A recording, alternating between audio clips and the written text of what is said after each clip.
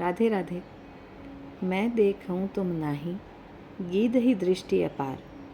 बूढ़ भयऊँ न त करतेऊँ, कछुक सहाय तुम्हार।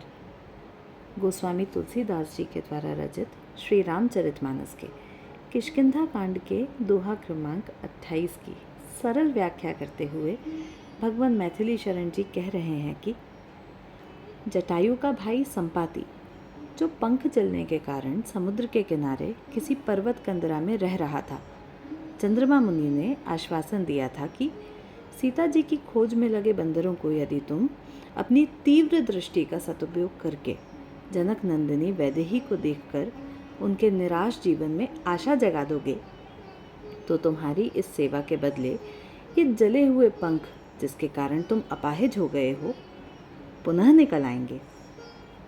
उसने वही किया। जब एक दिन कंदरा के बाहर बंदर भूख प्यास से व्याकुल होकर शरीर त्याग करने की बात आपस में करने लगे, तब इस गीध ने उन सबको खा जाने की बात कही। तब अंगद ने जटायु की महिमा कहकर उसके अंदर भाव जगाया।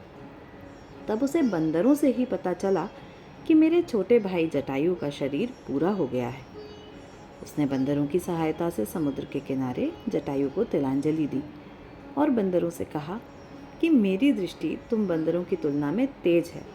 मुझे यहाँ से ही लंका में सीता जी दिखाई दे रही हैं। उसके यह कहते ही उसके सूर्य तक जाने की व्यर्थ यात्रा में पुरुषार्थ पंख तो जल गए, पर भगवान की सेवा करके कृपा पंख निकल आए।